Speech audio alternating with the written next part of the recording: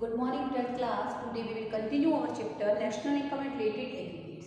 यहाँ पर बेटे मैं आपको एग्जाम पॉइंट ऑफ व्यू से 2 क्वेश्चन कराऊंगी इस पूरी वीडियो के अंदर, और आप अच्छे तरीके से करोगे तो आपको समझ में बहुत बेहतरीन तरीके से आएंगे। अब देखो बेटे, हम लोग बात कर रहे हैं यहाँ पर GDP at current year price, okay, और एक हम लिखते हैं यहाँ पर GDP at constant year price, okay. अब देखो बेटे, जीडीपी की क्या मतलब होता है, GDP at current year price और कांस्टेंट ईयर प्राइस में। देखो बेटे, जो GDP at current year price है, it is the market value of final goods and services produced in domestic territory of a country estimated as current year price. जब बेटे हम लोग जीडीपी की कैलकुलेशन करंट ईयर प्राइस के आधार पर करते हैं तो हम बेटे इसको क्या कहते हैं, GDP at current year price. It is the market value of goods and services produced during the accounting year estimated as current year price. This is known as GDP at current year price. It is also known as nominal GDP. हम इसको क्या कहते हैं बच्चों, nominal GDP भी कहते हैं। तो देखो बेटे, जीडीपी को करने का फॉर्मूला क्या है, प्राइस इंटू में क्वांटिटी। क्या फॉर्मूला होता है बच्चों, प्राइस इंटू में क्वांटिटी।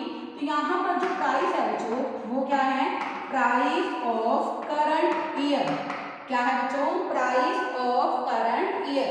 यहाँ पर बेटे जो नॉमिनल जीडीपी है that may be increasing the price of A commodity because quantity remains the constant. क्योंकि यहाँ पर बेटे हम लोग करंट ईयर प्राइस ले रहे हैं, करंट ईयर प्राइस क्या हो सकते हैं बच्चों, इंक्रीज हो सकते हैं।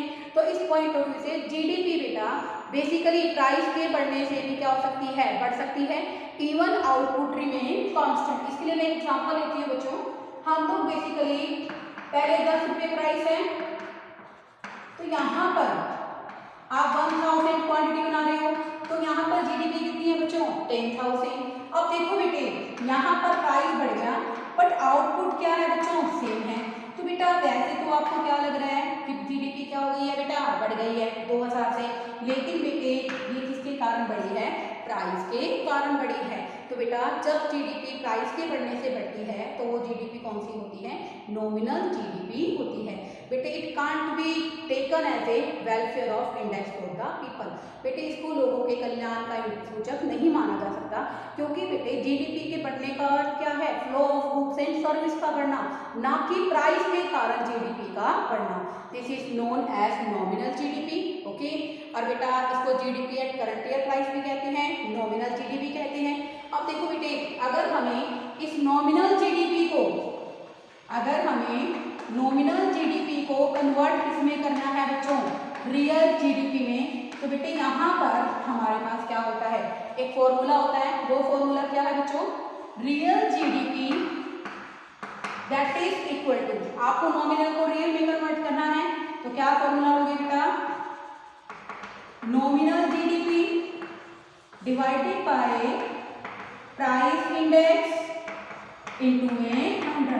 इस फॉर्मूले से बेटा हम लोग नॉमिनल जीडीपी को किस में कन्वर्ट कर सकते हैं बच्चों, रियल जीडीपी में कन्वर्ट कर सकते हैं।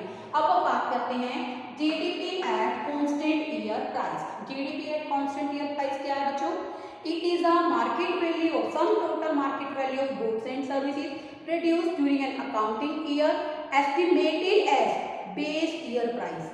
बेस ईयर प्राइस पर बेटा जब हमारी जीडीपी डिसाइड होती है तो हम उस जीडीपी को क्या कहते हैं बच्चों, रियल जीडीपी। इसका दूसरा नाम क्या है बच्चों, it is also known as real GDP, okay. अब देखो बेटे इसमें जीडीपी कैसे कैलकुलेट करोगे, तरीका तो सेम ही रहेगा, प्राइस इनटू में quantity. Here P is equal to price of base year या कांस्टेंट ईयर का प्राइस बच्चों हम लोग ले रहे हैं, ये क्या है बच्चों, price of base year. Base year is known as constant year, okay. अब देखो बेटे यहाँ पर हम जीडीपी की कैलकुलेशन कर रहे हैं, पिछला एग्जांपल ही ले रही हूँ बेटे मैं। तो यहाँ पर जीडीपी बच्चों बढ़कर जीडीपी कितनी है, पहले 10,000 है, ओके। अब यहाँ पर बेटे प्राइस तो सेम है बट क्वांटिटी बढ़ गई है, तो this is known as real GDP.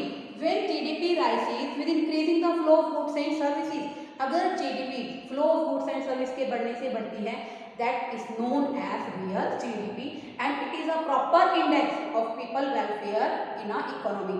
ये लोगों के कल्याण का क्या होता है बेटे, सूचक होता है। इसी को ही हम लोग क्या कहते हैं बच्चों, real GDP, GDP at current year price. अब देखो बेटे हम इसको कन्वर्ट कैसे करेंगे, अगर हम लोग रियल जीडीपी को किस में कन्वर्ट करेंगे, नॉमिनल जीडीपी में कन्वर्ट करेंगे बेटा, तो क्या फॉर्मूला होगा यहाँ पर, बेसिकली हमारा रियल जीडीपी में कन्वर्ट कर रहे हैं, ठीक है ना, रियल जीडीपी को कन्वर्ट कर रहे हैं हम लोग नॉमिनल जीडीपी में, तो रियल जीडीपी इंटू में 100 multiplied by price index, multiplied by price index. तो इस फॉर्मूले से बेटे हम लोग क्या कर सकते हैं, हमारी रियल जीडीपी को नॉमिनल जीडीपी में कन्वर्ट कर सकते हैं।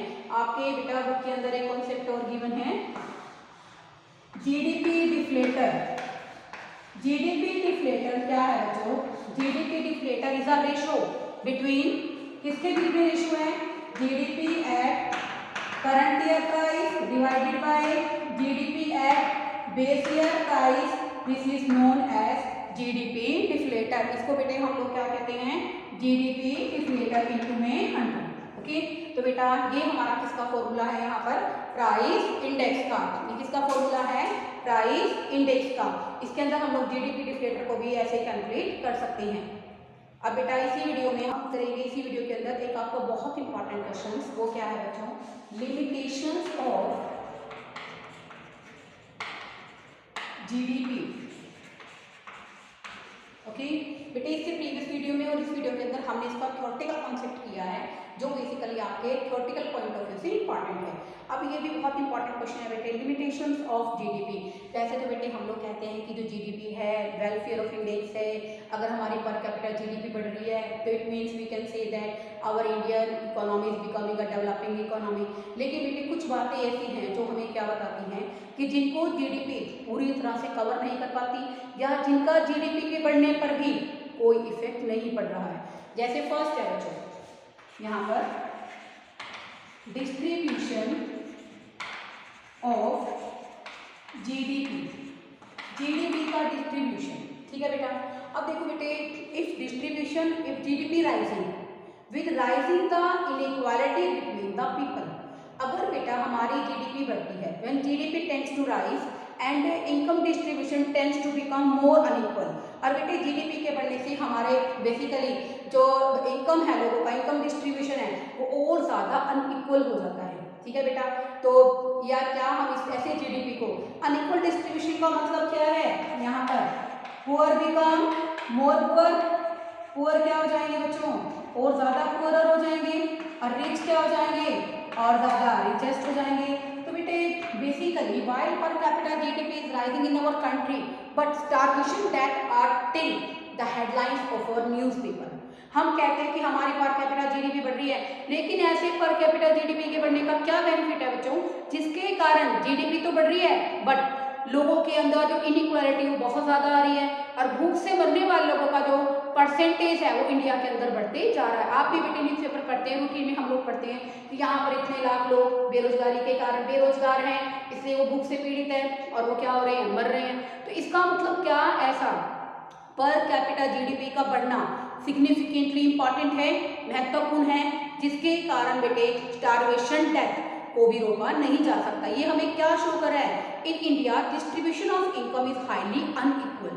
इक्वल का हाईली अनइक्वल का मतलब क्या है, जो आय का बंटवारा है वो बिल्कुल ही क्या है बच्चों, असमान है। अनइक्वल डिस्ट्रीब्यूशन ऑफ इनकम होने के कारण क्या हो रहा है कि बेसिकली हमारी इकोनॉमी के अंदर रिच तो और ज़्यादा रिच हो जाते हैं, पुअर और ज़्यादा पुअर हो जाते हैं। तो बेटा India is also facing such type of serious problem. Bharat हमारा बेटे आज इसी समस्या से जूझ रहा है, जब हम कहते हैं कि हमारा जीडीपी बढ़ रहा है, लेकिन उसके बावजूद भी जीडीपी बढ़ तो रहा है लेकिन लोगों का वेलफेयर नहीं बढ़ रहा है। That's why we can not accept GDP as an appropriate index of people welfare. Second है बच्चों हमारा कॉम्पोजिशन ऑफ जीडीपी। मीन्स क्या है, कॉम्पोजिशन माने रचना, जीडीपी में क्या चीजें हैं।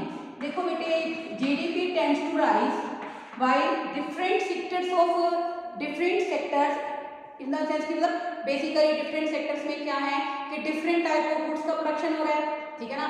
वैसे तो बेटा in our economy there are 3 different sector, primary, secondary and tertiary. I am talking about a single sector that is industrial sector, okay. अब देखो बेटे, अगर हमारे देश के अंदर प्रोडक्शन बढ़ रहा है कंज्यूमर गुड्स का, ओके, अगर प्रोडक्शन बढ़ता है बच्चों कैपिटल गुड्स का, अगर प्रोडक्शन बढ़ता है डिफेंस गुड्स का, then GDP also rises. What's the matter? What is the reason behind to increasing the GDP? अगर GDP बढ़ती है consumer goods से, this will also provide variety of consumer goods and also enhance the quality of life of a people. Okay. Second one, अगर capital goods से बढ़ती है तो this will increase the production capacity and GDP also rises. Third है बच्चों हमारा defence goods, war time goods. जैसे देखो बेटे, at present BJP government also investing more and more funds in are equipment of in the defence equipment, ठीक है ना। बहुत सारे ऐसे बेटा लड़ाकू विमान जैसे चिनूक जैसे विमान है, और भी बेटा बहुत सारे ऐसे जो लड़ाकू विमान है, हमारी गवर्नमेंट उसमें इन्वेस्टमेंट कर रही है ताकि बॉर्डर पर क्या किया जाए, हमारी सेफ्टी को इंश्योर किया जा सके, इकोनॉमी के अंदर लॉ एंड ऑर्डर को मेंटेन किया जा सके। इसके लिए भी बेटा so much funds are invested in our defence goods. But defence goods does not directly contribute to the people of the welfare, लोगों के कल्याण को डायरेक्टली इंक्रीज नहीं करते हैं। It also indirectly contribute to the welfare of the people. That's why we can't say that GDP is a proper index, appropriate index of welfare। क्योंकि बेटे अगर हमारी GDP डिफेंस गुड्स के कारण बढ़ती है बेटा, तो बेसिकली उसका हमारी इकोनॉमी में कंट्रीब्यूशन तो है, लेकिन वो कंट्रीब्यूशन लोगों के वेलफेयर में क्या है, इनडायरेक्टली है। थर्ड हम बात करते हैं non monetary exchanges. Non monetary exchanges कौन से होते हैं बच्चों? That is the system of barter. Barter system is that system where goods are exchanged for goods. This is known as non-monetary exchanges.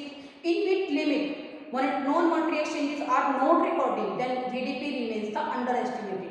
अगर बेटे हम लोग बेसिकली GDP के अंदर क्या नहीं कर पाते, इनको बढ़ा ही नहीं पा रहे, यानी कि कहने का मतलब क्या है, अगर हम GDP के अंदर जो बार्टर सिस्टम यानी कि बेटा जो रूरल सेक्टर के अंदर आज भी बार्टर सिस्टम प्रेवलेंट करता है, यहाँ पर सिस्टम में होता क्या है, payment are made in terms of goods. हम लोग पेमेंट किस फॉर्म में करते हैं, गुड्स में करते हैं। फार्म्स के अंदर लेबर लगे हुए हैं, गेहूं का सीजन है उनको गेहूं दे दिया, चावल का सीजन उनको चावल दे दिया। This is also known as a barter system. When the payment are made in sometimes in kinds, then the GDP remains underestimated. हम GDP में उन गुड्स की वैल्यू को इंक्लूड ही नहीं कर पाते क्योंकि हमने उन गुड्स को क्या कर लिया है, एक्सचेंज कर लिया है। Then the GDP remains underestimated. How we can accept it GDP as a proper welfare index of our people. Next है बच्चों यहाँ पर हमारा फोर्थ और लास्ट पॉइंट, एक्सटर्नलिटीज। एक्सटर्नलिटीज क्या होता है बच्चों? बाहरी तत्व। तो बेटा जो हमारी एक्सटर्नलिटीज के अंदर बेटा होता क्या है, एक्सटर्नलिटीज में दोनों इफेक्ट आएंगे बच्चों, गुड इफेक्ट्स भी आती हैं और क्या आती हैं बच्चों, बैड इफेक्ट्स भी आते हैं। तो बेटा देखो, good effects and bad effects which also affect the welfare of the people does not counted while calculating the GDP। देखो बेटे एक्सटर्नलिटीज बाह्यताएं ऐसे तत्व होते हैं बेटे जिनके अंदर वो सब फैक्टर्स हैं जो बेसिकली क्या करते हैं, ह्यूमन बीइंग की क्वालिटी ऑफ लाइफ को इंक्रीज और डिक्रीज करते हैं। But there will be no payment for the good effects, good externalities, and there will be no charge such as penalty for the bad externalities। तो बेटा basically कुछ ऐसे factors हैं जो क्या करते हैं, लोगों के वेलफेयर को अफेक्ट करते हैं। जैसे गुड है बेटा, गुड फैक्टर कौन सा है, मान लो बेटा मिस्टर एक्स है, उसका पड़ोसी मिस्टर वाई है, उसने अपने यहाँ एक बहुत ब्यूटीफुल गार्डन मेंटेन किया है। तो मिस्टर एक्स जो फ्री होता है मिस्टर वाई के ब्यूटीफुल गार्डन में जाता है, अच्छी फूलों की खुशबू लेकर आता है, अच्छी ऑक्सीजन इनहेल करता है, उसकी क्वालिटी ऑफ लाइफ इनहेंस हो जाती है। लेकिन यहाँ पर जो मिस्टर एक्स है वो क्या वाई को कुछ पे कर रहा है, nothing is paid by the Y, ठीक है ना, कुछ भी पे नहीं कर रहा, nothing is paid to Y, ठीक है ना, एक्स वाई को कुछ पे नहीं कर रहा, इसको भी हम लोग GDP में काउंट नहीं कर रहे।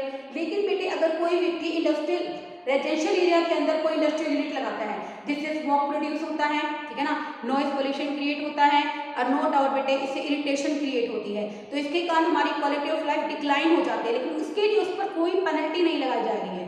तो बेटा बेसिकली वो गुड और बैड इम्पैक्ट जो हमारे वेलफेयर को अफेक्ट करते हैं GDP में हम उन चीज़ों को काउंट ही नहीं कर रहे हैं। लेकिन बेटा ये पॉजिटिव इफेक्ट है तो इसके लिए उसको कुछ पेमेंट भी मिलनी चाहिए, ठीक है ना, और नेगेटिव इफेक्ट है तो उस पर कुछ पेनल्टी भी लगानी चाहिए। जब हम इन इंपॉर्टेंट चीज़ों को जो हमारी लाइफ को, हमारे वेलफेयर को अफेक्ट करें, काउंट ही नहीं करें, तो हम जीडीपी को वेलफेयर का इंडेक्स नहीं मान सकते।